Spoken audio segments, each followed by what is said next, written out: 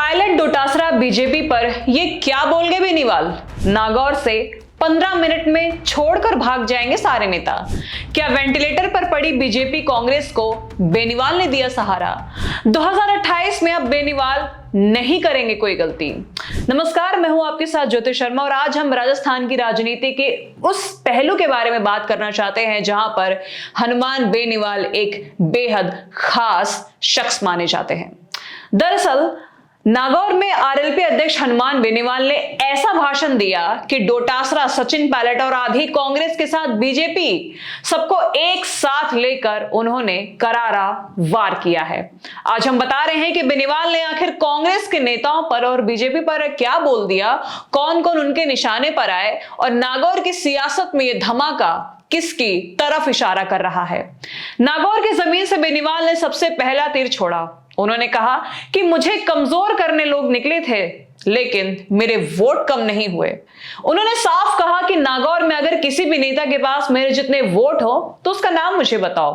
1,95,000 vote कोई ला सकता है तो उसका नाम मुझे बताओ। जो इस परिस्थिति के अंदर चुनाव लड़ सकता है और जीत भी सकता है उसका नाम मुझे बताओ।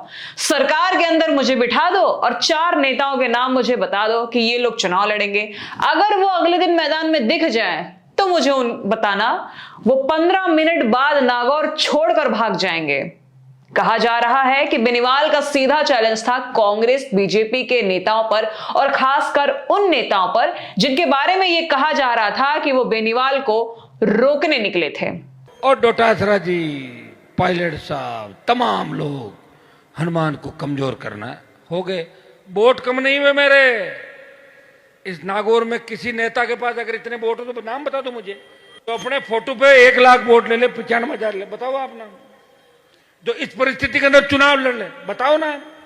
सरकार के अंदर मुझे बिठा दो और 4 नेताओं का नाम बता दो कि ये चुनाव लड़ेंगे। अगर वो दिख जाए तो मुझे बताना, 15 मिनट बाद छोड़ के भाग जाएंगे नागौर। दरअसल बेनीवाल ने सचिन पायलट और पीसीसी चीफ गोविंद सिंह डोटासरा को निशाने पर लेते हुए कहा कि डोटासरा जी, पायलट साहब, तमाम लोग मुझे कमजोर करने निकले थे लेकिन मेरा वोट बैंक वहीं का वहीं खड़ा है।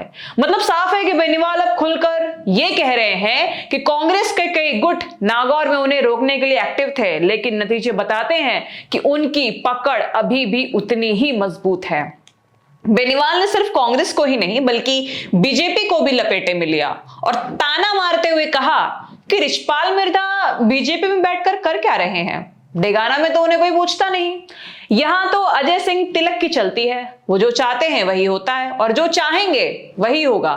अजय सिंह तिलक जो डेगाना के विधायक हैं, बेनीवाल उनकी बात कर रहे थे। यानी बेनीवाल का सीधा संदेश था कि नागौर में खेल किसी पार्टी का नहीं बल्कि उनकी पकड़ का है। एक तरह से बीजेपी और कांग्रेस दोनों को बेनीवाल ने चेतावनी दी है कि नागौर में कोई भी उनकी सहमति के बिना सियासत नहीं कर सकता।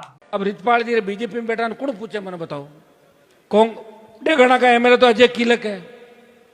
अजय सिंह किलक जो चाहेगा वो डेगाना में होगा। सरकार को विधायक चाहिए तो रिचपाल जी की चाले कर ले पड़ा तो बताओ क्या हमारी बहुत चाले पुष्कर में चले गए।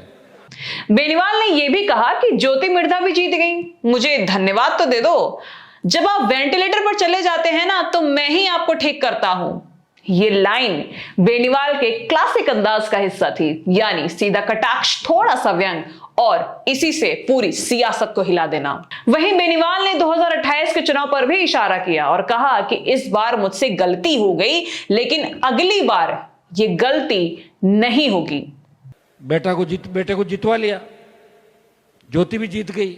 मुझे तो धन्यवाद दो कि मैं बार बार जब आप पूरे मर जाते हो, वेंटिलेटर पे चले जाते हो, तब मैं आपको ठीक करके लाता हूं। हमारी गलती है, अब की बार 28 में गलती नहीं होगी। ये साफ संकेत है कि आने वाले चुनाव में हनुमान बेनीवाल पूरी ताकत के साथ मैदान में उतरेंगे और किसी भी राजनीतिक समझौते की गुंजाइश बेहद कम होगी। उन्होंने इस बात का भी बड़ा संदेश दिया कि किसान का बेटा सत्ता पर बैठेगा, राजस्थान की राजनीति पर राज करेगा। उन्होंने कहा कि मैं तो चाहता हूं कि सत्ता के सिंहासन पर किसान का बेटा बैठे। अरे भैया, जानते हैं हम सारी बातें। हम सरकार में कोई उनके लिए है कि नहीं है, वो हमारे कोई दुश्मन नहीं है। उनका दिमाग खराब हो रहा है कि हनुमान जी हमें ये कर रहे हैं। मैं तुम्हारे लिए नहीं कर रहा हूं। मैं तो चाहता हूं कि सत्ता के सिंहासन पर किसान का बेटा बैठे। ये लाइन सिर्फ बेनीवाल की भावनात्मक अपील नहीं थी, बल्कि बेनीवाल के 2028 के बड़े लक्ष्य की एक झलक भर थी, जिसमें राजस्थान की सत्ता में किसान राजनीति को केंद्र में लाने की कोशिश की जा रही है। ऐसे में नागौर में बेनीवाल के तेवर ये साफ बता रहे हैं कि 2028 की लड़ाई अब शुरू हो चुकी है। कांग्रेस या बीजेपी किसी को भी बेनीवाल छोड़ने वाले नहीं है। अब आप हमें कमेंट्स में बताइए कि नागौर की राजनीति में अगला बड़ा टर्निंग पॉइंट कौन सा होगा। नमस्कार।